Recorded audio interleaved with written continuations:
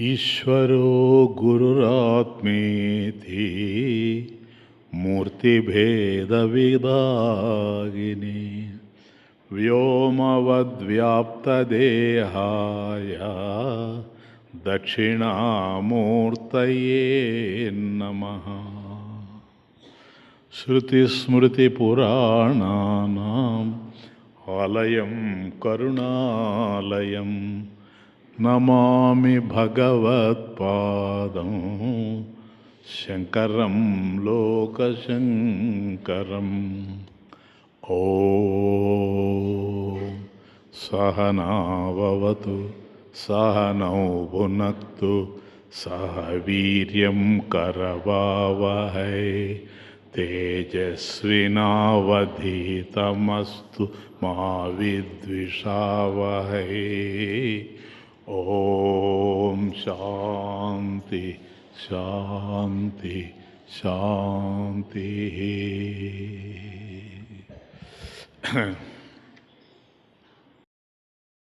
పునాది లేని భవనం ఎప్పుడూ నిలవదు. తత్వబోధ తెలియని వాడికి వేదాంత జ్ఞానం కూడా అలవడదు. సంగీత విద్వాంసునికి స్వరజ్ఞానము ఎంత అవసరమో తాత్వికునికి తత్వబోధ అంత అవసరం. తత్వబోధ లేకపోతే కష్టం.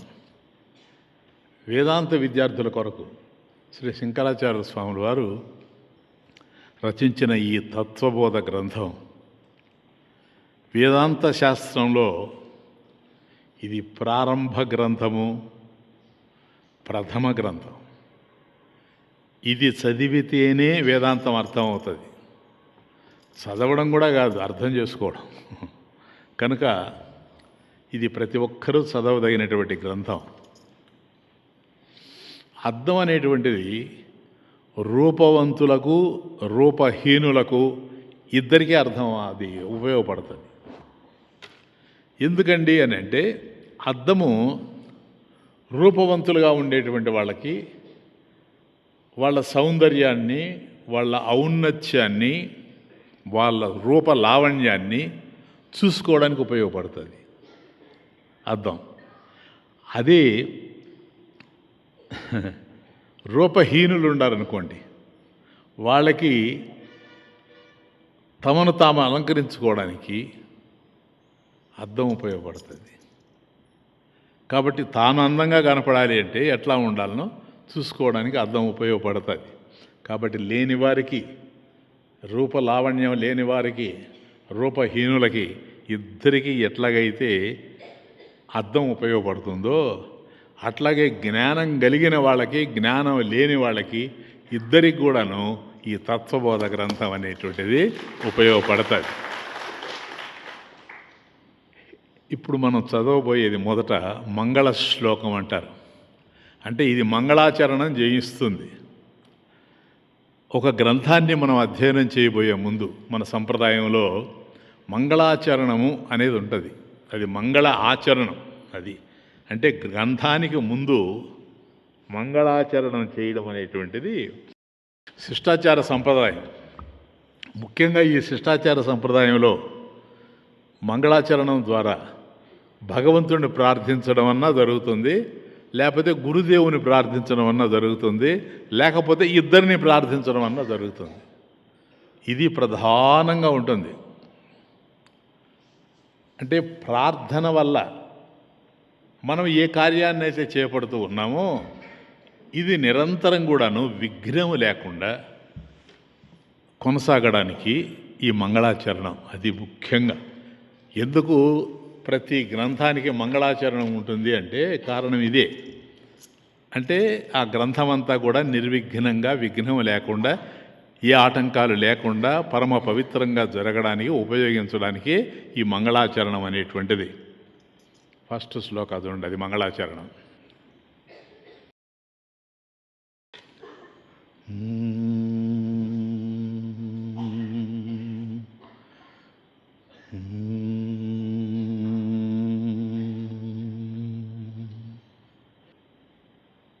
వాసుదేవేంద్ర యోగీంద్రం నత్వా జ్ఞానప్రదం గురు నత్వా జ్ఞానప్రదం గురు వాసుదేవేంద్ర యోగీంద్రం వాసుదేవేంద్ర యోగీంద్రం నత్వా జ్ఞానప్రదం గురు నత్వా జ్ఞానప్రదం గురు ముముక్షూణాం హితార్థాయ ముముక్షూణాం హితార్థాయ తత్వబోధ అభిధీయతే తత్వబోధ అభిధీయతే తత్వబోధ అభిధీయతే తత్వబోధ అభిధీయతే వాసుదేవేంద్ర యోగీంద్రం నత్వా జ్ఞానప్రదం గురు నత్వా జ్ఞానప్రదం గురు ముముక్షూణాం హితార్థాయ ముముక్షూణాం హితార్థాయ తత్వబోధ విధీయతే తత్వబోధోపదీయతే తత్వబోధ అభిధీయతే వాసుదేవేంద్ర యోగీంద్రం నత్వా జ్ఞానప్రదం గురు నత్వా జ్ఞానప్రదం గురు ముముక్షూణాం హితార్థాయ ముముక్షూణాం హితార్థాయ తత్వబోధ విధీయతే తత్వబోధోపదీయతే తత్వబోధ అభిధీయతే తత్వబోధ అభిధీయతే వాసుదేవేంద్ర యోగీంద్రం వాసుదేవేంద్ర యోగీంద్రం నత్వా జ్ఞానప్రదం గురు నత్వా జ్ఞానప్రదం గురు. ఇది మంగళాచరణం శ్లోకం. నత్వా అంటే నమస్కరించి, అంటే మొదట ఈ బుక్ తీసుకోగానే మొదట నమస్కారం చేస్తున్నాడు. ఎవరికి? వాసుదేవేంద్ర యోగీంద్రం. వాసుదేవ అంటే వాసవత్ సర్వభూతాని అని మహాభారతం. అంటే సర్వభూతాలలో ఎవరైతే వసిస్తూ ఉండారో వాడిని వాసుదేవుడు అంటాడు. కాబట్టి మనందరం జీవించడానికి ఆధారమైనటువంటిది ఏదో అది భగవంతుడు. అందరిలో ఏ భగవంతుడైతే ఉండాడో వాసవత్ సర్వభూతానాం, సర్వభూతానాం సమస్త భూతాలలో ఎవడైతే వసిస్తూ ఉండాడో అతడు వాసుదేవుడు అన్నది మహాభారతం. ఆయన ఎట్లాంటి ఆయన అంటే యోగీంద్రం. యోగీంద్రం యోగినాం ఇంద్ర అంటే ఇంద్రుడు అంటే ప్రభువు అని అర్థం.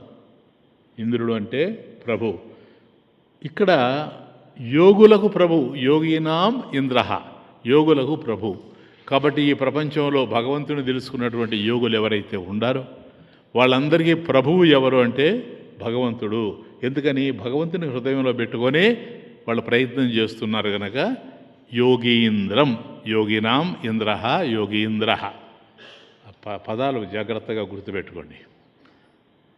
ఈయన ఎవరండి ఈ యోగేశ్వరుడు అంటే జ్ఞానప్రదం గురు.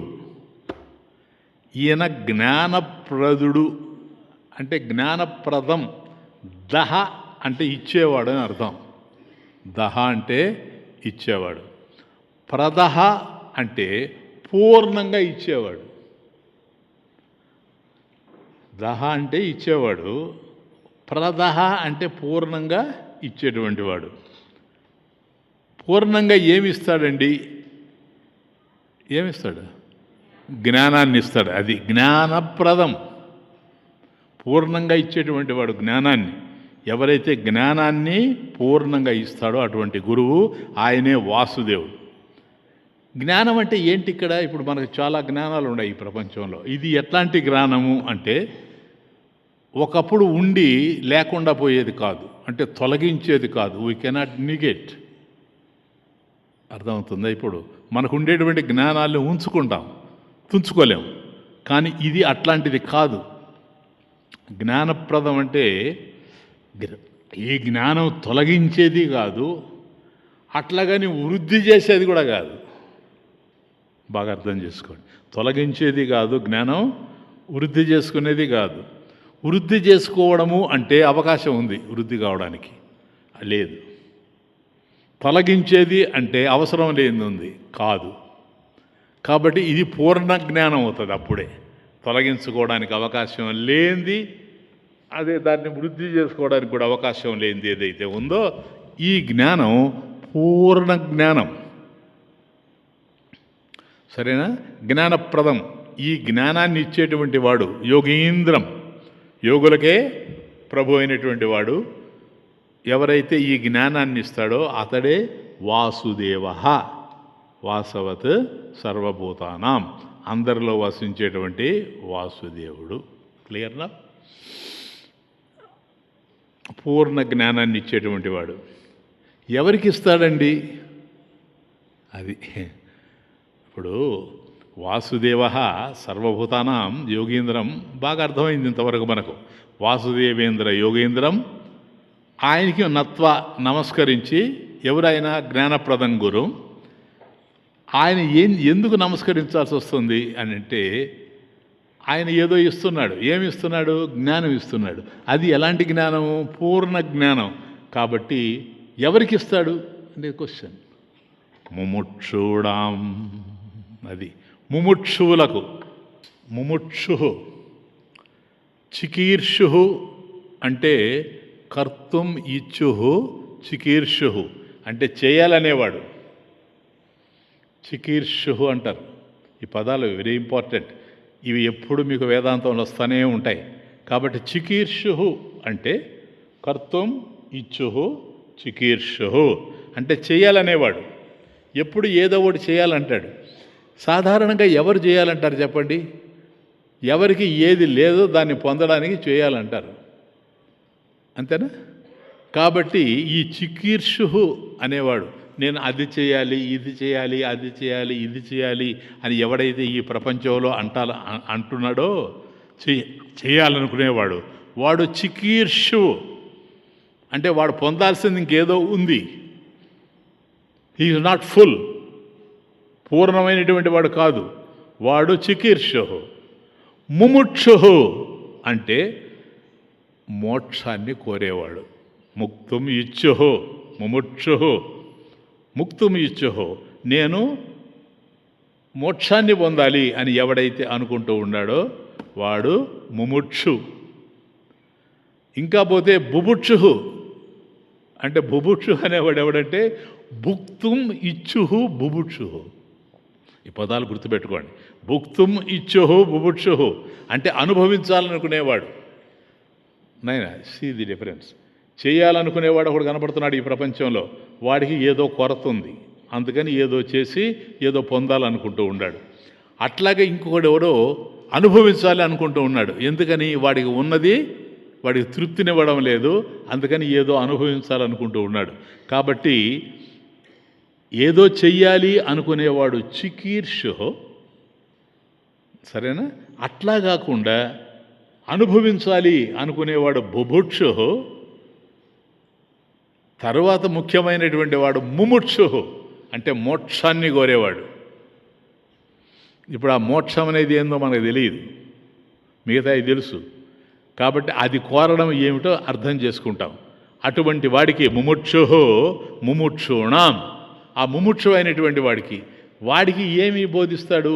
అది ఏదైతే బోధించబోతాడో అది మనకు తెలియదు ఇప్పుడు. అదే హితార్థాయ. హితం అంటే క్షేమం, హితం అంటే క్షేమం. అహితం అంటే టెల్మే, అదే క్షేమం కానిది అహితం. నైనా క్షేమం కానిది. స్వామీజీ హితం ఏంటి? మళ్ళీ అగైన్ హితం ఏమిటి అన్నామనుకోండి. ఏది హితం? ఉదయం చలిగా ఉన్నది, ఇటీవల అంతా ఉదయం లేస్తే చలి బాధపడుతున్నాం కదా. ఆ చలి నీళ్ళల్లో, చలిగా ఉండేటువంటి సమయంలో వేడి నీళ్ళ స్నానం చేశామనుకోండి, అది హితమా అహితమా? హితం కదా, క్షేమం. అట్లా కాకుండా ఒకవైపు మనకు చలి బాధ పెడుతూ ఉంటే చలినీళ్ళ స్నానం చేసామనుకోండి, అది ఎట్లాంటిది? అహితం. కాబట్టి చలిగా ఉండేటప్పుడు వేడి నీళ్ళ స్నానం చేస్తే హితం, అట్లా కాకుండా చలినీళ్ళ స్నానం చేస్తే అహితం. అట్లాగే మనం ఆహారం తీసుకుంటాం అనుకోండి, ఆహారం కూడా హితము అహితము. అంటే ఆరోగ్యకరంగా ఉండేది, మనకు మంచి శక్తినిచ్చేది, రుచికరంగా ఉండేది కూడా. కాబట్టి రుచికరంగా ఉండి ఆరోగ్యకరంగా ఉండి శక్తినిచ్చేది ఏదైతే ఉందో ఆ ఆహారం హితం. అట్లా కాకుండా మనకు ఏది తింటే జబ్బు చేస్తుందో, ఏది మనకు అసౌకర్యాన్ని కల్పిస్తుందో అది అహితం. ఊరికి మీకు అర్థం కావడం కోసం చెప్తున్నా, హితము అహితము అనేటువంటి ఇట్లా. అట్లాగే ఎవరితోనైనా మనం మాట్లాడుతూ ఉన్నాం అనుకోండి, కొందరు మనం మాట్లాడుతూ ఉంటే ఇంకా వినాలి వినాలి అనుకుంటూ ఉంటారు, కొందరు అనుకుంటూ ఉంటారు వీడు పోతే బాగుండి అని. ఎందుకు వస్తుంది ఇది? అది హితం, ఇది అహితం. అంటే మనం మాట్లాడేటువంటి మాటలు ప్రియంగా ఉండాలి, ప్రియమైన పలుకులు పలుకుతూ దయగలిగినటువంటి మాటలు కనుక మనం మాట్లాడుతూ ఉంటే అవి నీ మంచితనాన్ని సూచిస్తాయి. చూడు ఎంత మంచివాడు, ఎంత బాగా మాట్లాడుతున్నాడో, ఇది హితం, హితకరం, ఇది మంచి. అట్లా కాకుండా బాధించేటువంటి పలుకులు కనుక మాట్లాడితే అది అహితం. ఇది విషయం. కాబట్టి ముముక్షూణాం అంటే మోక్షం కావాలనుకునేవాడికి, ఇంకా మనకు మోక్షం అంటే ఏంటో తెలియదు చెప్తున్నా, మోక్షం కావాలనుకునేటువంటి వాడికి ముముక్షూణాం హితార్థాయ, క్షేమాన్ని కలిగించేది ఏదైతే ఉందో అది తత్వబోధ. తత్వబోధ, తత్వ అంటే ఆత్మ, తత్వజ్ఞానం, ఆత్మజ్ఞానం లేదా ఆత్మవిద్య, ఇది ఇక్కడ విషయం, సబ్జెక్ట్. కాబట్టి తత్వబోధ అభిధీయతే, విధీయతే, చెప్పబడుతూ ఉంది. ఆత్మబోధ ముముక్షు. కాబట్టి ముముక్షువులైనటువంటి వాళ్ళకి ఈ తత్వబోధ అనేటువంటిది అభిధీయతే, విధీయతే, చెప్పబడుతూ ఉంది. ఎవరి చేత? మయా, నా చేత. అంతే, చెప్పబడుతూ ఉందంటే ఎవరి చేత? మయా, నా చేత. ఓకే. మంగళాచరణంలో మనకు 4 విషయాలు ప్రధానంగా తెలుస్తూ ఉన్నాయి. ఇది ప్రధానమైన విషయం. ఎక్కడైనా సరే గ్రంథం కనుక మొదలైందంటే మంగళాచరణం ఉండి తీరాలి. ఆ మంగళాచరణంలో 4 విషయాలు ప్రధానంగా ఉంటాయి. నంబర్ 1 సబ్జెక్ట్ మ్యాటర్, విషయం ఏంటి గుర్తుపెట్టుకోండి. నంబర్ 1 విషయము. నంబర్ 2 ప్రయోజనం, ఫలం. దాన్ని అధ్యయనం చేయడం వల్ల మనకేం ఉపయోగం? ఫలం, ప్రయోజనం. తర్వాత దీన్ని అధ్యయనం చేయడానికి లేదా వినడానికి ఎవడు అర్హుడు? అతడు అధికారి, అతడు అధికారి. దాన్ని అధ్యయనం చేయడానికి అధికారి. తర్వాత సంబంధం, అంటే ఇప్పుడు ఈ సబ్జెక్ట్కి మన తత్వబోధ అన్నాం కదా, ఆ పేరుకి ఏం సంబంధం? ఎందుకు దాన్ని తత్వబోధ అనాల్సి వచ్చింది? ఇప్పుడు నెక్స్ట్ శ్లోకం అయిపోయింది కదా. శ్లోకంలో మంగళాచరణం జరిగింది. మంగళాచరణం అంటే ఏంటో కూడా చూసాము. దాంట్లో ప్రధానంగా 3 విషయాలు తెలుస్తున్నాయి, 4 విషయాలు. అవే సాధన చతుష్టయ సంపదన అన్నాం. ఆ సాధన చతుష్టయ సంపద కలిగినటువంటి వాడు అధికారి అవుతాడు. వీడికి మోక్ష సాధన భూతం తత్వవేగ ప్రకారం వక్ష్యామ. నెక్స్ట్ చూడండి. సాధన చతుష్టయ సంపన్నాధికారిణాం మోక్ష సాధన భూతం తత్వ వివేక ప్రకారం వక్ష్యామః. వక్ష్యామః ఇక్కడే తమాష ఉంది. వక్ష్యామః అంటే ప్లూరల్, చెబుతున్నాము. వక్ష్యామః అంటే వక్ష్యామి అంటే చెబుతున్నాను సింగులర్. వక్ష్యామః చెబుతున్నాము అని అంటే ప్లూరల్. బాగా అర్థం చేస్తాం. ఈయన ఏమంటున్నాడంటే సాధన చతుష్టయ సంపన్నాధికారిణాం. సాధన చతుష్టయ ఇప్పుడు చూసాం మనం 4. ఆ సాధన చతుష్టయం అనేటువంటి సంపద ఏదైతే ఉందో దాన్ని అధికారిణం, దానికి అధికారి ఎవరు? మోక్ష సాధన భూతం. కాబట్టి మోక్షాన్ని పొందడానికి సాధన మార్గం ఏదో అది తత్వ వివేక ప్రకారం, తత్వ వివేకము అనే పద్ధతి, దాన్ని వక్ష్యామః మేము చెబుతున్నాము అంటున్నాడు. కాబట్టి మోక్ష సాధన భూతం, మోక్ష సాధన రూపమగు అంటే నువ్వు ఏది పొందితే మోక్షాన్ని పొందుతావో అటువంటి మోక్ష సాధన రూపం తత్వ వివేక ప్రకారం. తత్వ వివేకము అనేటువంటి విషయం. ప్రకారం అంటే ఇక్కడ విషయం. సాధన చతుష్టయ సంపన్న అధికారిణాం. కాబట్టి ఈ 4 ఉన్నాయి. ఇంతకుముందు మనం చూచామే. ఏది? విషయము, ప్రయోజనము, అధికారి, సంబంధం. ఈ 4 విషయాలు సాధన చతుష్టయ సంపన్న అధికారిణం. ఈ 4 కలిగినటువంటి అధికారికి, ముముక్షువులకు, అది కలిగినటువంటి వాడు ముముక్షు అయిపోతాడు. కాబట్టి వాళ్ళకి వక్ష్యామః చెబుతున్నాము. కానీ ఈ గ్రంథాన్ని రాసినటువంటి వాడు శంకరాచార్య స్వామి. వక్ష్యామః మేము అని చెప్పుకుంటాడా? ఇప్పుడు ఎవరైతే చెప్తారులేండి, చెప్పలేడు. కాబట్టి నేను అనాల, వక్ష్యామి అనాల. వక్ష్యామః అంటున్నాడు అంటే బహువచనం వాడాడు. ఏకవచనం వాడకుండా బహువచనం వాడాడు. ఇలా వాడడంలో ఎంత అర్థం ఉందో తెలుసా? ఇది గురు పరంపర. ఈరోజు నేను చెప్తున్నా మీకు. అంతకుముందు గోవింద భగవత్పాదాచార్యులు చెప్పారు, అంతకుముందు గౌడపాదాచార్యులు చెప్పారు. ఇట్లా వస్తూ ఉంది కదా, ఎక్కడి నుంచో వస్తూ ఉంది గురు పరంపర. మన కళ్ళ ముందే 3 ఉన్నారు. సరేనా? కృష్ణుడు చెప్పాడు, కృష్ణుడు చెప్పిన దాన్ని శంకరుడు చెప్పాడు, శంకరుడు చెప్పిన దాన్ని ఇప్పుడు నేను చెప్తున్నా. రేపు నేను లేకుండా పోతే మీరు చెప్తారు. కాబట్టి ఇది గురు శిష్య సంప్రదాయం. కాబట్టి ఇది గురు పరంపర. గురు పరంపరగా చెప్తున్నారు కనుక ఆయన చెప్పేది ఒక్కడే అయినా వక్ష్యామః చెబుతున్నాము. ఎందుకని నాతో ప్రారంభమైంది కాదు ఇది, ఇది ఎప్పటి నుంచో ఉంది. వక్ష్యామః చెబుతున్నాం. క్లియర్నా? ఇది పద్ధతి ప్రకారం, తత్వ వివేక ప్రకారం, ప్రకారం పద్ధతి. కాబట్టి ఏ విధంగా బోధించాలి అనేటువంటి పద్ధతి ప్రకారం, వివేక ప్రకారం అంటే వివేక పద్ధతి. దేనికి? తత్వానికి, తత్వ వివేకం. కాబట్టి ఈ పద్ధతి వివేక పద్ధతి దేనికి అంటే తత్వానికి. కాబట్టి ఏ తత్వం అయితే మనం గురువు దగ్గర నేర్చుకుంటామో ఆ తత్వానికి.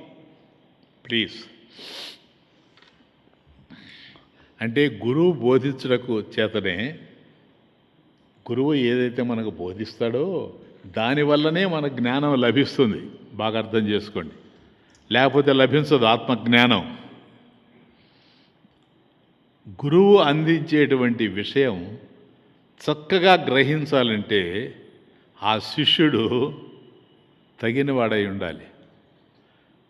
గురువు చెప్తా ఉంటే ఎక్కడో ఆలోచించేవాడు కాదు, అర్హత కలిగిన వాడై ఉండాలి. ఇది అర్హత. ప్లీజ్. కాబట్టి గురువు బోధిస్తేనే జ్ఞానం వస్తుంది.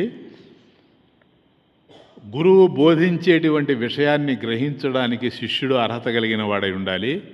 ఈ అర్హతనే అధికారి లక్షణం. అధికారి అంటే ఎవరో కాదు, ఇప్పుడు అర్థమైందే. అర్హత కలిగినటువంటి వాడు అధికారి. అవునా స్వామీజీ? అవును, బాగా అర్థం కాలేదు మాకు. సరే, మందును సేవించాలంటే ఎవరు అధికారి? బా, ఎంత బాగా చెప్పారు. ఇట్లాంటి జ్ఞాపకం ఉంటాయి. యోగి జ్ఞాపకం ఉండడు కానీ రోగి జ్ఞాపకం ఉంటాడు. కాబట్టి మందును సేవించడానికి అధికారి రోగి. ఆహారాన్ని తినడానికి ఎవరు అధికారి? ఆకలిగా ఉన్నవాడు. ఎవరికైతే ఆకలి ఉందో వాడు అధికారి. నీళ్లు తాగడానికి ఎవరు అధికారి? దప్పిక ఉండేటువంటి దాహం ఉండేటువంటి వాడు నీళ్లు తాగడానికి. కాబట్టి తత్వజ్ఞానాన్ని పొందడానికి, ఆత్మజ్ఞానాన్ని పొందడానికి ఎవరు అధికారి అంటే సాధన చతుష్టయ సంపద కలిగిన వాడే అధికారి.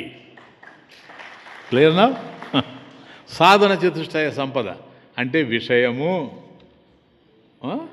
తర్వాత సంబంధము, ప్రయోజనము, అధికారి. ఈ 4 ఎవరికైతే ఉంటాయో సాధన చతుష్టయ సంపద, ఇది కలవాడే అధికారి. అటువంటి అధికారికి ఈ సాధన చతుష్టయం బోధిస్తూ ఉంది. ఇంతకుముందు చూసాం విషయము, నైనా విషయం కదా, రెండవది ప్రయోజనం, మూడవది అధికారి, నాలుగవది సంబంధం. ఇప్పుడు విషయం ఏంటి స్వామీజీ అన్నామనుకోండి, ఈ గ్రంథంలో ఏదైతే చెప్పబడిందో అది విషయం. ఏంది చెప్పండి? తత్వబోధ. తత్వబోధ విషయం, అంతే, ఇంకేం లేదు. కాబట్టి ఇది విషయం అంటే పరమాత్మకు సంబంధించిన విషయం. That is the subject matter. Next ప్రయోజనం. దీని ఉపయోగం ఏంటి స్వామీజీ? ఈ బుక్ చదివితే ముముక్షుణ హితార్థాయ. కాబట్టి ముముక్షువైనటువంటి వాడికి క్షేమాన్ని కల్పించేది, మేలు చేసేటువంటిది. ఇంకా తర్వాత ఏంటి మనకు? అధికారి. ఎవరు అధికారి? ముముక్షుణం. క్లియర్గా ఉంది కదా, ముముక్షుణం అధికారి. తర్వాత సంబంధం. ఈ సంబంధం అంటే ఏంటి స్వామి అంటే విషయానికి, అంటే శాస్త్రంలో చెప్పబడినటువంటి విషయానికి శాస్త్రం యొక్క నామానికి ఉండే సంబంధం. ఇప్పుడు ఉదాహరణకి తత్వబోధ అన్నాం, ఇది దాని పేరు. కాబట్టి ఇది తత్వబోధ అనేటువంటిది తత్వానికి, జ్ఞానానికి సంబంధించినటువంటి విషయం. ఇది ఎలాంటిది అంటే దాంట్లోనే చెప్పాడు, జ్ఞానప్రదము గురువు. కాబట్టి జ్ఞానాన్ని బోధించేటువంటి వాడి గురువు. ఆ జ్ఞానప్రదమైనటువంటిది ఇది బోధ్య బోధక సంబంధం అంటారు దీన్ని. బోధ్య బోధక సంబంధం అంటే చెప్పబడేటువంటి విషయము, చెబుతున్నటువంటి గ్రంథము, ఈ రెంటికి ఉండేటువంటి సంబంధము. క్లియర్? ఇప్పుడు వీటిని మనం ఈ సాధన చతుష్టయాన్ని తెలుసుకుంటాం కదా. కమాన్. సాధన చతుష్టయం కిం. అది సాధన చతుష్టయం అంటే ఏమిటి, అనగానేమి అని అర్థం. కిం అంటే నిత్యానిత్య వస్తు వివేక, ఇహ అముత్ర అర్ధ ఫలభోగ విరాగ. అంటే ఇహ ఈ లోకంలో ఉండేటువంటివి, పరలోకంలో ఉండేటువంటివి అముత్ర. అర్ధ కాబట్టి ఆ భోగాలయందు, ఫలభోగ విరాగ ఆ భోగాలయందు, కర్మఫలములయందు ఆశ లేకుండా ఉండడం, నిరాశ లేకుండా, నిరాశతో ఉండడం, నైరాశ్యం, నిరాశ లేకుండా ఉండడం. కాబట్టి విరాగ అంటే రాగరహితం, విరాగ వైరాగ్యం. కనుక ఇహ అముత్ర అర్ధ ఫలభోగ విరాగ. ఇదే వైరాగ్యము అంటాం, ఇంకేం లేదు. మొదటిది వివేకము, రెండవది వైరాగ్యము. ఆ వైరాగ్యం అన్నప్పుడు ఎక్కడ వైరాగ్యము, ఏ విషయంలో మనకి విరాగం అంటే ఈ ప్రపంచంలో జీవించున్నంతకాలం ఇక్కడ ఉండేటువంటి విషయాల యందు విరాగము. అట్లాగే ఒకవేళ చనిపోయి కనుక ఇతర లోకాలకు పోతే అక్కడ ఉండేటువంటి విషయాల్లో కూడా విరాగమే. అది అందువల్ల ఇహ పర ఇహ అముత్ర, అముత్ర అంటే పర, అముత్ర ఫలభోగ విరాగ. కాబట్టి కర్మఫలాల యందు నిరాశ. మూడవది శమాది షట్క సంపత్తి. శమాది ఆది అంటే ఎట్సెట్రా మొదలైనవి అని అర్థం. కాబట్టి శమము ఒకటి, ఇంకా మొదలైనవి కూడా ఏదో ఉన్నాయి. ఎన్ని? 6. శమము, దమము, ఉపరతి, తితిక్ష, శ్రద్ధ, సమాధానం అని మొత్తం 6. అవి ఎక్స్ప్లెయిన్ చేస్తాడు. తర్వాత నాలుగవది ముముక్షత్వం అంటే మోక్షాపేక్ష కలిగి ఉండుట. ఈ 4 విషయాల్ని సాధన చతుష్టయ సంపద అంటారు. క్లియర్గా ఉండాలి మీకు. ఇది ఎప్పుడు ఎక్కడ ఏ ఉపనిషత్తు చదువుతూ ఉండినా సాధన చతుష్టయ సంపద అనగానే ఇవన్నీ మీ జ్ఞాపకం రావాలి. సరేనా? ఇప్పుడు మొదటిది నిత్యానిత్య వస్తు వివేక కహ. వాటి ఈ 4 మొదటిది వివేకం కదా. నిత్యానిత్య వస్తు వివేక కహ. అయ్యా, ఇది నిత్యానిత్య వస్తు వివేకం అన్నాము, ఏంటి అసలు దీని అర్థం ఏంటి? నెక్స్ట్, నిత్య వస్త్వేకం బ్రహ్మ తద్వ్యతిరిక్తం సర్వం అనిత్యం అయమేవ నిత్యానిత్య వస్తు వివేక. అది కాబట్టి 4 చెప్పారు. నిత్యానిత్య వస్తు వివేకం, వైరాగ్యం, శమాది షట్క సంపత్తి, ముముక్షత్వం. దీంట్లో స్వామీజీ వరుసగా వస్తున్నాం. ఇవేం తెలుసుకోవాలి కదా. ఇవే ఊరికే పేర్లు చెప్తే ఎట్లా? ఈ వివేకం అంటే ఏంటి, నిత్యానిత్య వస్తు వివేకం అంటే ఏంటి దాన్ని చెప్తున్నాడు. నిత్యవస్త్వేకం బ్రహ్మ. నిత్యము అంటే ఒకటే, రెండుంటే నిత్యం కాదు, కాబట్టి ప్లూరల్ లేదు. నిత్యవస్త్వేకం బ్రహ్మ, అది బ్రహ్మం ఒక్కటే, అది నిత్య వస్తువు. అంటే భగవంతుడు, ఆత్మ, పరమాత్మ, భగవంతుడు ఇవన్నీ ఒకటే. కాబట్టి నిత్యవస్త్వేకం బ్రహ్మ. కాబట్టి భగవంతుడు నిత్య వస్తువు, ఆయన ఒక్కడే, రెండవ భగవంతుడు లేడు. నిత్యవస్త్వేకం బ్రహ్మ. తద్వ్యతిరిక్తం, దానికన్నా వేరైనది, అన్యమైనది, వ్యతిరిక్తమైనది సర్వం ఏదున్నా సరే అది అనిత్యం. క్లియర్ మీకు కదా? డౌట్ ఉందా ఇంకేమన్నా? కాబట్టి ఏదైతే సత్యమో అది నిత్య వస్తువు. నిత్య వస్తువు ఒక్కటే, అదే బ్రహ్మం.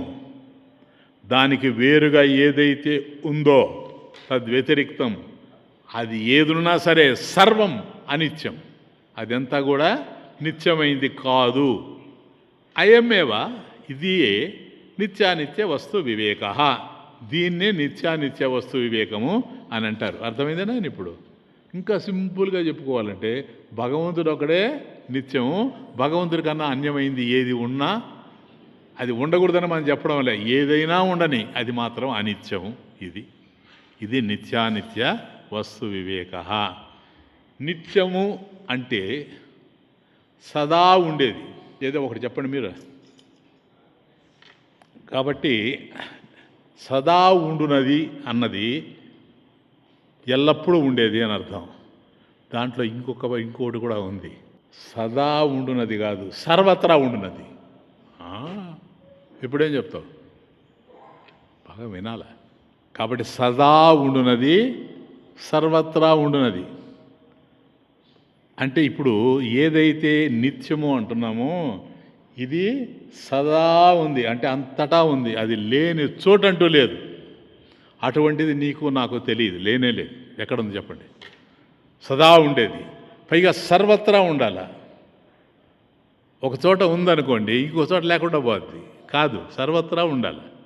సదా ఉండునది, సర్వత్రా ఉండునది ఏదో అది నిత్యం. సర్వత్రా ఏదైతే ఉండదో, సదా ఏదైతే ఉండదో అది అనిత్యం. కాబట్టి ఉండొచ్చు, ఉండకుండా పోవచ్చు, ఒక చోట ఉండొచ్చు, ఒక చోట లేకుండా పోవచ్చు. కాబట్టి అంతటా ఉండి ఏదైతే ఉందో అది బ్రహ్మం. అన్ని చోట్ల ఉండేది బ్రహ్మం. అది అన్ని కాలాల్లో ఉంది, కాలానికి పరిమితమైంది కాదు. కాబట్టి ఒక కాలంలోని కాకుండా అన్ని కాలాల్లో ఉండేది, అంతటా ఉండేది, అన్ని చోట్ల ఉండేది ఏదో అది నిత్యం. అట్లా కాకుండా ఏదైతే ఉంటూ ఉందో ఉన్నట్టుగా ఉందని అర్థం. అంటే సదా ఉండనిది, ఎప్పుడు చూసినా ఉండాలా అటువంటిది ఏది మనకు తెలియదు. సదా ఉండనిది, సర్వత్రా ఉండనిది, అన్ని చోట్ల కూడా అది ఉంది అని చెప్పడానికి అవకాశం లేదు. ఇట్లాంటిది ఏదైతే ఉందో అది అనిత్యం. క్లియర్? ఇప్పుడు మీకు నిత్యానికి అనిత్యానికి తేడా తెలిసిందే. సదా ఉండేది, సర్వత్రా ఉండేది బ్రహ్మము, భగవంతుడు, ఆయన నిత్యము. సదా ఉండనిది, సర్వత్రా ఉండనిది, ఆయనకన్నా అన్యమైంది, అది అనిత్యము. అది ఏది ఉన్నా అనిత్యమే. అది ఏదైనా చెప్పుకో నువ్వు. ఏమో నేను కనుక ఇప్పుడు అడిగితే మీరు ఒక్కొక్కటి చెప్తారు, అవన్నీ అనిత్యాలే. ఎందుకని? సదా ఉండేవి కాదు, సర్వత్రా ఉండేవి కాదు. జనరల్గా పురుషార్థము అంటే పురుషుని చేత పొందబడేది అని అర్థం. పురుషార్థం ధర్మార్థ కామ మోక్షాలు. ధర్మము, అర్థము, కామము, మోక్షము, ఈ 4 కూడా చతుర్విధ పురుషార్థాలు. 4 రకాలు కదా. ఇప్పుడు మనం కష్టపడి పనిచేస్తాం. ఇప్పుడు మీ 1వ తారీఖు మీకు జీతం వస్తుందా? 31 అయితేనే వస్తుంది కదా.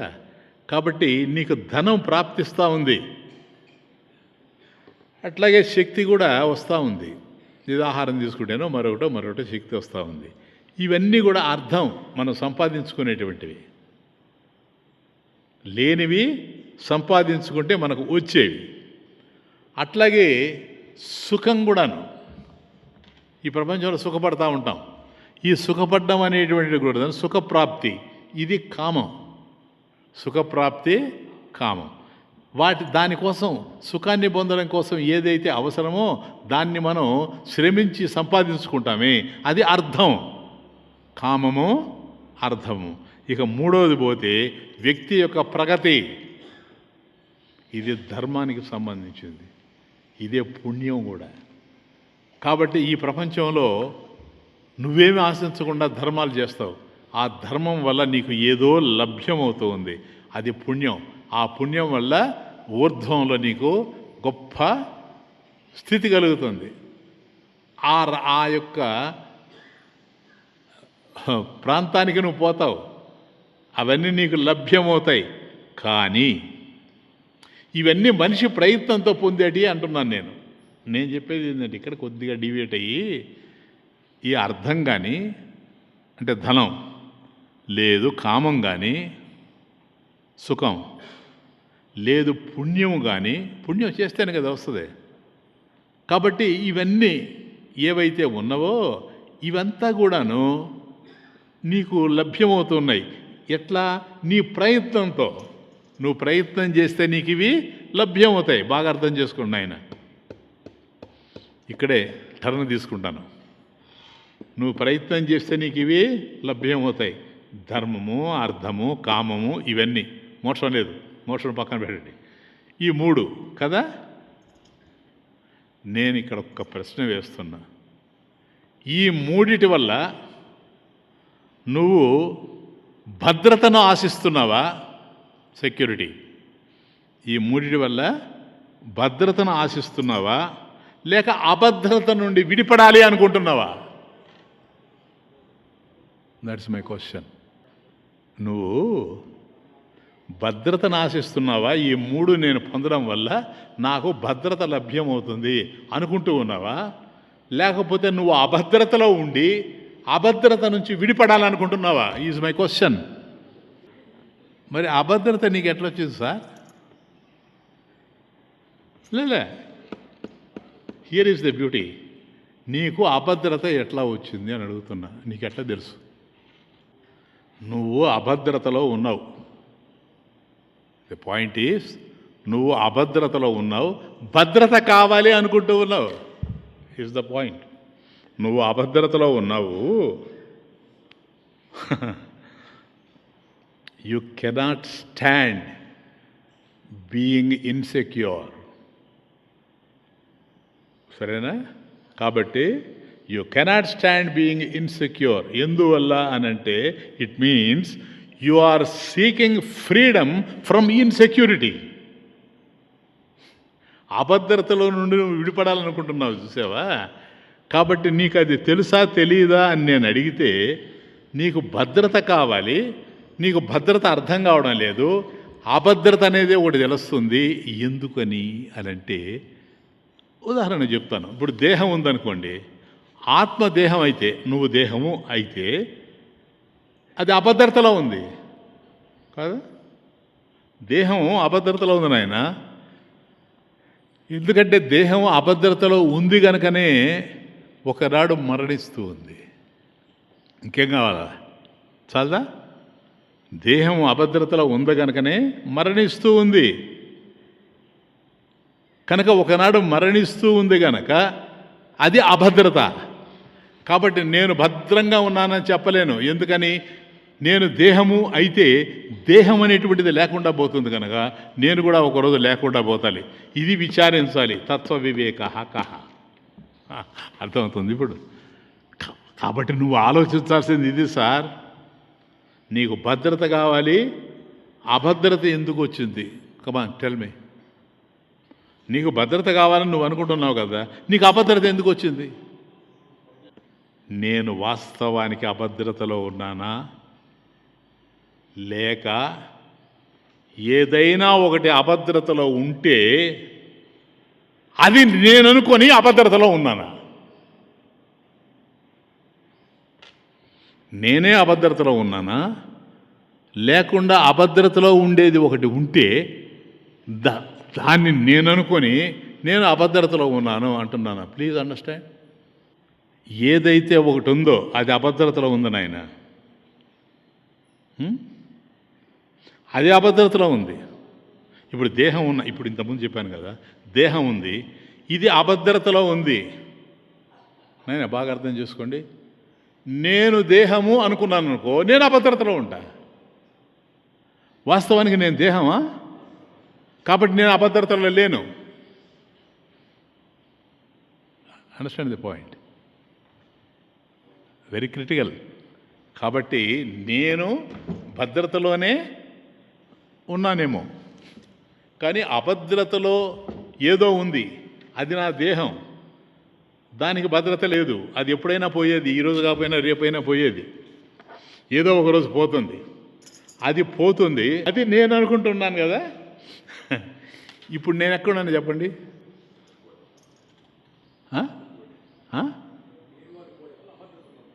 నేను అభద్రతలో ఉన్నా. ఇప్పుడు ఎందుకు అభద్రతలో ఉన్నానంటే నేను వాస్తవానికి అభద్రతలో లేను. ఎక్కడున్నావు అది వేరే విషయం, తర్వాత చెప్తాను. ఏదైతే అభద్రతలో ఉందో అది నేను అనుకోవడం వల్ల నేను అభద్రతలో ఉన్నాను. దేహం అభద్రతలో ఉంది, ఆ దేహం నేను అనుకుంటున్నాను కదా. నువ్వు ఎంతయ్యా నువ్వు బరువు అని అన్నావు అనుకోండి, నేను 75 అన్నాడు అనుకోండి, దేహం కదా 75, నువ్వు కాదు కదా, దేహం. కాబట్టి దేహం ఇంత బరువు ఉంది, ఇంత పొడవు ఉంది, ఇంత వెడల్పు ఉంది, ఇంత ఎత్తు ఉందని నువ్వు చెప్తున్నావు. అదంతా దేహ లక్షణాలు. దేహ లక్షణాలు నీకు ఆపాదించుకొని నేను అభద్రతలో ఉన్నాను. వాస్తవానికి అభద్రతలో ఉండేది ఎవరు? దేహం. దేవుడిచ్చింది మట్టి ఒక్కటేలే, దేవుడిచ్చింది మట్టి ఒక్కటేలే, కట్టుకున్నప్పుడే మేడ అవుతుందిలే. దేవుడిచ్చింది మట్టి ఒక్కటేలే, దేవుడిచ్చింది మట్టి ఒక్కటేలే, కట్టుకున్నప్పుడే మేడ అవుతుందిలే, ఏదో ఓ నాడు కూలిపోతుందిలే, ఏదో ఓ నాడు కూలిపోతుందిలే, చివరికి తన వారు వేసేది మట్టేలే. ఫినిష్. ఇప్పుడు ఆ మట్టి భద్రతలో ఉందా, అభద్రతలో ఉంది? అభద్రతలోనే ఉంది, అభద్రతలోనే పెరిగింది, అభద్రతలోనే కూలిపోయింది, అభద్రతలోనే మన చేత మట్టి వేయించుకున్నది. క్లియర్? దాన్ని భగవంతుడు సృష్టించాడు, అది వేరే విషయం.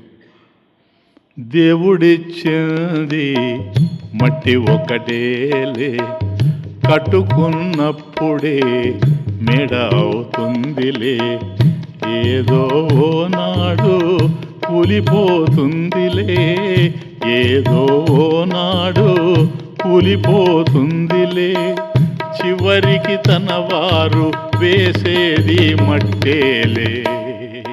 బ్రతుకు బొమ్మలాట విను నా మాట, బ్రతుకు బొమ్మలాట విను నా మాట, విధి నడిపే వింతలే, విధి నడిపే వింతలే, ఇళ్ళలో ఆట. బ్రతుకు బొమ్మలాట విను నా మాట, బ్రతుకు బొమ్మలాట విను నా మాట, విధి నడిపే వింతలే, ఇళ్ళలో ఆట. బ్రతుకు బొమ్మలాట విను నా మాట, బ్రతుకు బొమ్మలాట విను నా మాట. ఈరోజు బాగున్నాను, రేపు బాగులేను. బాగుండేది ఎవరు, బాగలేనిది ఎవరు?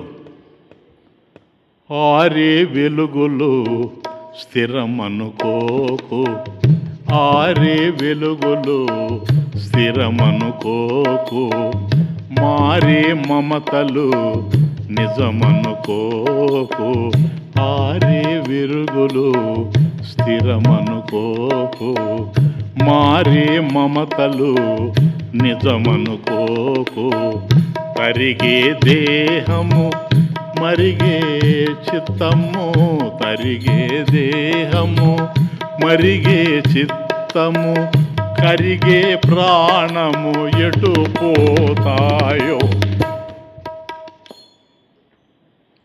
ఎవరు సార్ భద్రత, ఎక్కడ భద్రత? ఆరే వెలుగులు స్థిరమనుకోకు, మారే మమతలు నిజమనుకోకు, కరిగే దేహము మరిగే చిత్తము, కరిగే దేహము మరిగే చిత్తము, కరిగే ప్రాణము ఎటు పోతాయో. బ్రతుకు బొమ్మలాట విను నా మాట, బ్రతుకు బొమ్మలాట విను నా మాట, విధి నడిపే వింతలే, ఇళ్ళలో ఆట. బ్రతుకు బొమ్మలాట విను నా మాట. తెస్తున్నాను నాయన, అభద్రత నుంచి ఎక్కడికో తెస్తున్నా, బి రెడీ. రాలేవి ఆకులు కూలేవి మాకులు, రాలేవి ఆకులు కూలేవి మాకులు, అన్ని గారడీలు మిగిలేవి గాయాలు, అన్ని గారడీలు మిగిలేవి గాయాలు, గమనాన్ని మార్చుకో గమ్యాన్ని చేరుకో, గమనాన్ని మార్చుకో గమ్యాన్ని చేరుకో, నీలో నీవు నిండుగా ఉండిపో. అయిపోయింది భద్రత. రాలేవి ఆకులు పూలేవి మాకులు, రాలేవి ఆకులు, కూలేవి మాకులు, అన్నీ గారడీలు, మిగిలేవి గాయాలు. గమనాన్ని తెలుసుకో, గమనాన్ని మార్చుకో, గమ్యాన్ని చేరుకో, గమనాన్ని మార్చుకో, గమ్యాన్ని చేరుకో. నీలో నీవు నిండుగా ఉండిపో. బ్రతుకు బొమ్మలాట, విను నా మాట, విధి నడిపే వింతలే ఇలలో ఆట. బ్రతుకు బొమ్మలాట, విను నా మాట. కాబట్టి ఏవైతే నీకు కనపడుతూ ఉండాయో అవన్నీ రాలిపోతూ ఉండే ఆకులు. పోనీ ఆకులు రాలిపోయినాయి, చెట్లు ఉంటాయంటే మాకులు కూలిపోతూ ఉన్నాయి. ఏది చూసినా అది ఉంటూనే ఉంది, లేకుండా పోతూనే ఉంది. అంత గారడి ఇది. కాబట్టి దీనివల్ల ఇక్కడ ఇంతమంది కనపడతా ఉండారు. భార్య ఉంటుంది, లేకుండా పోతుంది. భర్త ఉంటాడు, లేకుండా పోతాడు. ఇవన్నీ ఉన్నట్లే ఉన్నాయి, లేకుండా పోతూ ఉన్నాయి. కాబట్టి టర్న్ తీసుకో, ఒకటి గమనాన్ని మార్చుకో. ఎందుకని ఇవి వాస్తవం కాదు, మార్చుకో. గమనాన్ని మార్చుకో, గమ్యాన్ని చేరుకో. ఏది నువ్వో అది తెలుసుకొని అక్కడికి చేరిపో. అప్పుడు ఎవరుంటారు అక్కడ? నువ్వే ఉంటావు. నిత్యవస్త్వేకం బ్రహ్మ తద్వ్యతిరిక్తం సర్వం అనిత్యం అయమేవ నిత్యానిత్య వస్తు వివేక. ఇంకెవరుంటారు? నువ్వు తప్ప. కాబట్టి నీలో నీవు నిండుగా ఉండిపో. దట్ ఈజ్ భద్రత. ఇప్పుడు నీకు కావాల్సింది ఏందో తెలుసా? ఎవరు అభద్రతలో ఉండారో వాళ్ళతో నీకుండే సంబంధాలు కాదు. ఇయే కదా మనం వినేదే. నువ్వు లేకపోతే నేను బ్రతకలేను, నువ్వే నేను, నేనే నువ్వు, చుంబళ ఏమీ లే. వాళ్ళు పోతానే ఉంటారు, వీళ్ళు ఉంటానే ఉంటారు. కాబట్టి నువ్వెవరో నీకు తెలిసి రావాలి. కానీ పోయేవాళ్ళు ఉంటారనుకుంటే వాళ్ళు పోయిన రోజు నువ్వు ఆలోచించి కూడా ఉపయోగం లేదు. కాబట్టి నువ్వు ఏం చేసినా నాయన, దట్స్ మై పాయింట్, నువ్వు ఏం చేసినా నువ్వు మోక్షాన్ని పొందలేవు, ఆనందాన్ని పొందలేవు. ఎందుకని? ఏది చేసినా అది కర్మ. అది కర్మ. కొన్ని అట్లాగే ఉంటాయి నాయన. కర్మ అనేది వస్తున్న పాయింట్కి నాయన బాగా వినండి. కర్మ అనేది అంతం కలిగింది, అవునా? కర్మ ప్రారంభం చేస్తావు కదా, చేస్తేనే కదా కర్మ అవుతుంది. ప్రారంభమైంది కదా, ప్రారంభమైంది ఏదైనా అంతం అవుతుంది. ఈ ప్రపంచంలో ఏది ప్రారంభమో అది అంత్యం అవుతుంది. కాబట్టి నువ్వు ఏది చేసినా భగవంతుడిని పొందలేవు. Take it for granted. ఎందుకని? అన్ని మతాలు బోధించేది ఇదే సార్. మతాలన్నీ చెప్పేది ఇదే. ఏం చెప్తాయి మతాలు? కర్మ చేయి అంటాయి. కర్మకే అంతం ఉంది. చెప్పు. ఇంకేం కావాలా? పూజ చేయి, పూజకి అంతం ఉంది. ధ్యానం చేయి, ధ్యానానికి అంతం ఉంది. చెప్పండి సార్. కీర్తన చేయి, కీర్తన అంటే పాట, పాట మొదలుపెట్టినప్పుడు ఆరంభం అయిపోతానే అంత్యం అయిపోయింది. కాబట్టి నువ్వు ఏది చెప్పినా అది ప్రార్థనైనా కర్మే, అది సంకీర్తనైనా కర్మే, అది ధ్యానమైన కర్మే, ఏదైనా కర్మే. కర్మ అంటే ఆరంభం కలది. ఆరంభం కలిగిన దానికి అంతం ఉంటుంది.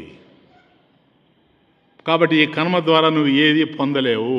నా కర్మణోస్తి నిశ్రేయస సాధనత్వం. నిశ్రేయస మోక్షము అనేటువంటిది కర్మణ, కర్మ వల్ల సాధనత్వం. నా కర్మ ద్వారా నువ్వు మోక్షాన్ని పొందలేవు. ఇది శంకరాచార్యులు వారు చెప్పింది భాష్యంలో.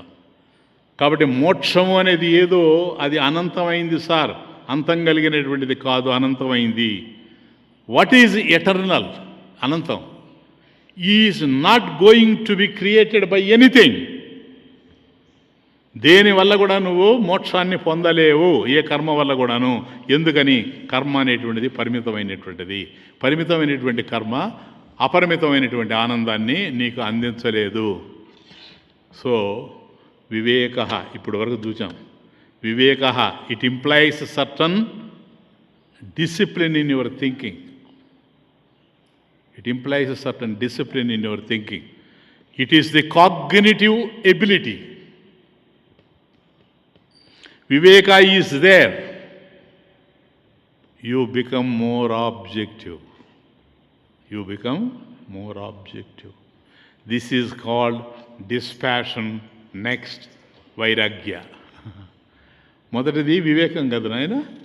ఇప్పుడు అర్థమైంది వివేకం అంటే ఏంటో. వివేకం అనే మాట మన దగ్గర ఉంది, దాని అర్థం మన దగ్గర లేదు. వివేకం లేదు. ఇక రెండవది ఏంది? వైరాగ్యం. అది కూడా చెప్పేస్తాను నేనండి. విరాగ కహ, కమా, విరాగ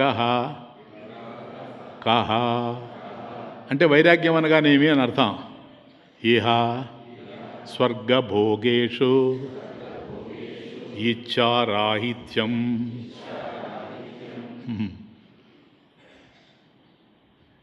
ఇహ అంటే ఇహలోకం, స్వర్గ అంటే పరలోకం. ఇహలోకంలో పరలోకంలో ఇచ్ఛారాహిత్యం, కోరిక లేకుండా ఉండడం. ఈ లోకంలో ఉండకూడదు, ఇతర లోకాల్లో కూడా ఉండకూడదు. కాబట్టి ఇహ స్వర్గభోగేషు ఇచ్ఛారాహిత్యం. కాబట్టి ఇహలోకంలో కానీ చూడండి వైరాగ్యం. వివేకం వచ్చిందంటే వైరాగ్యం వచ్చేస్తుంది. వైరాగ్యం ఏంటంటే ఇహ అంటే ఇహలోకంలో, స్వర్గభోగేషు పరలోకంలో ఉండేటువంటి భోగాలయందు, ఇచ్ఛారాహిత్యం కోరిక లేదు. కాబట్టి ఇహలోక పరలోక భోగాలయందు కోరిక లేకుండా ఉండడం. ఈ ప్రపంచంలో ఏవైతే ఉన్నాయో నాయన బాగా వినండి, వీటి మీద కోరిక లేకుండా ఉండాలి. ఎందుకని? నువ్వు ఏది కోరినా అది ఏమవుతుంది? నశిస్తుంది నాయన. ఇప్పుడు ఆ కోరికలన్నీ మనల్ని ముంచేది ఇక్కడే. నువ్వు ఏది కోరినా అది నశించిపోద్ది. ఎవరిని కోరినా వాళ్ళు నశించిపోతారు. ఇక్కడ సపోజ్ నువ్వు ఈ పరలోకానికి పోయావు అనుకో, ఏ లోకానికి పోయినా అక్కడ అదే, అవి కూడా రూపంతో ఉంటాయి. దృశ్యం తన్నశ్యం, కనిపించేది ఏదైనా నశించిపోద్ది. ఇది విషయం. కాబట్టి సాధన చతుష్టయములో మొదటిది వివేకం చూచాము, రెండవది వైరాగ్యం చూస్తున్నాము. ఈ వైరాగ్యం అంటే విరాగమును కలిగి ఉండడమే వైరాగ్యం. అంటే విషయ సుఖాలలో రాగం లేకుండా ఉండడం వైరాగ్యం. అక్కడికి పోయినామనుకో, అక్కడ కూడా విషయాలే. కాబట్టి సర్వవాంఛారాహిత్యమే వైరాగ్యం. సర్వవాంఛారాహిత్యమే, ఇంకా ఉండడానికి అవకాశమే లేదు. ఏం లేదు నాయన, చూడు ఇక్కడ ఉండేటివన్నీ అట్లాంటివి అనుకో. అంటే మనస్సుతో అనుభవించే ఇహలోక సుఖాలు అనిత్యమైనప్పుడు, ఇదే మనస్సుతో అనుభవించేటువంటి పరలోక సుఖాలు సత్యం అవుతాయా? చెప్పండి. నువ్వు ఇక్కడ అనుభవించే సుఖాలు ఈ మనసుతోనే కదా, ఇవన్నీ నశించిపోతున్నాయి కదా. నువ్వు అక్కడికి పోయి పరలోకంలో, ఇంద్రలోకంలో అక్కడ అనుభవిస్తే ఏ మనసుతో అనుభవిస్తావు? ఈ మనసే కదా. అవి నశించిపోయాడు స్వామీజీ. రెండు కలిపితే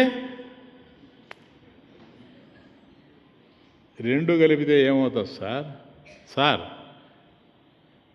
ఈ రూములో చీకటి, ఆ రూములో చీకటి కలిపితే వెలుగు వస్తుంది సార్? చెప్పండి. అందుకని 2 కాదు 3 వేసేసారు మనోళ్ళు. ఇదిగో ఎందుకు తెలుసా? ఇది అది కలిపినా వెలుగు రాదు, అదొక్కటే ఉన్నా వెలుగు లేదు. ఈ 2 కలిపినా వెలుగు రాదు, పోనీ 3 కలిపితే వస్తుంది, రాదు. అందుకని విభూతి 3లో కూడా ఏమీ రాదు సార్. 2 గదుల్లో ఉండేటువంటి చీకటి ఒక దీపాన్ని వెలిగిస్తాయా? చెప్పండి. కాబట్టి మొదట 3 విభూతి రేఖలు ఉన్నాయి, అయ్యే అంతే. ఎప్పుడైనా ఇవి లేకుండా పోయేటివి. आए हैते जाएगे, आए हैते जाएगे, राजा राम का फकीर आए हैते जाएगे, राजा राम का फकीर। एक सिंहासन चढ़ी चले, बांधे जात जंजीर, आए हैते जाएगे, राजा राम फकीर। ఎవరైనా సరే, రాజైనా సేవకుడైనా ఎవరైనా కనిపించే వాళ్ళందరూ కనుమరుగయ్యేవాళ్ళే, కనిపించే వాళ్ళందరూ కనుమరుగయ్యేవాళ్ళే. నేను మీకు కనిపిస్తున్నా, ఒకరోజు లేకుండా పోతా. మీరు నాకు కనిపిస్తున్నారు, మీరు లేకుండా పోతారు. కనిపించేది ఏదైనా కనుమరుగయ్యేది. సింహాసనం మీద ఊరేగిన అది. ఏక సింహాసన చడి చలే, బాంధే జాత జంజీరా. కాబట్టి సింహాసనం మీద ఊరేగిన, పాడి మీద పడుకొని పోయిన ఇద్దరు శ్మశానంలో కాలిపోయేవాళ్ళే, మిగిలేవాళ్ళు కాదు. ఇది విషయం. ఈ లోపల ఏది నీది ఏది కాదు? Please tell me. నిన్ను బాసు క్షణమైన మనగలనా కరుణాభరణ, నిన్ను బాసి క్షణమైన మనగలనా కరుణాభరణ, సాగేల రాజీవనయనా, సాగేల రాజీవనయనా. నిన్ను బాసి క్షణమైన మనగలనా కరుణాభరణ, రాజ సాగేల రాజీవనయనా. ఇది నాదంటూ అది కాదంటూ పలికి పలికి మది పగిలింది, ఇది నాదంటూ అది కాదంటూ పలికి పలికి మది పగిలింది. ఏది ఎవరిది కాదని తెలిసి, ఏది ఎవరిది కాదని తెలిసి మది నీ వైపుకు మరలి. చూశాను తండ్రి, ఇక్కడ అక్కడ ఏముండాయో చూశాను. ఇది నాదంటూ అది కాదంటూ పలికి పలికి మది పలికింది, ఇది నాదంటూ అది కాదంటూ పలికి పలికి మది పగిలింది. ఏది ఎవరిది కాదని తెలిసి, ఏది ఎవరిది కాదని తెలిసి ఎదని వైపుకు మరలింది. కాబట్టి వివేకంలోనే చూశాను ఏది వివేకమో. ఏదైతే నేను కాదో అది నేను అనుకొని తెచ్చుకున్నాను అజ్ఞానం. సరేనా? తర్వాత కొద్దిగా నాలెడ్జ్ పెరిగేటప్పటికీ వైరాగ్యానికి తిరిగింది. ఈ వైరాగ్యంలో ఏమి నాకు అర్థమవుతుంది, ఏదైనా ఉండని, ఆ ఉన్నది నాది అయ్యేందుకు అవకాశమే లేదు. ఇది కాదంటూ అది కాదంటూ పలికి పలికి మది పలికింది. ఇది కాదు ఈ ప్రపంచంలోది, ఇహలోకం. పరలోకంది కాదు, అది కాదు. ఏ లాభం? ఇది నాదంటూ అది కాదంటూ పలికి పలికి మది పలికింది, పలికి పలికి మది పగిలింది. ఏది ఎవరిది కాదని తెలిసి, ఏది ఎవరిది కాదని తెలిసి ఎదని వైపుకు మరలింది. కాబట్టి ఈ వివేక వైరాగ్యాలు రెండు కలిసి నన్ను ఏం చేశాయంటే, ఈ ప్రపంచంలో ఇక్కడున్న పరలోకంలో ఉన్న ఎక్కడున్నా నువ్వు సుఖించలేవు, సుఖపడలేవు, నువ్వు భగవంతుడి వైపుకు తిరగాల్సిందే. సో ఇన్ ది సాధన చతుష్టయ సంపత్తి, he is going to tell the sixfold accomplishment, explaining them one by one in the next class. Shama, Dama, Uparati, Tidiksha, Shraddha, Samadhana. Thank you. Om Purnamadah Purnamidam Purnat Purnamudachyate Purnasya Purnamadaya Purnamevavasishyate. Om Shanti Shanti Shanti.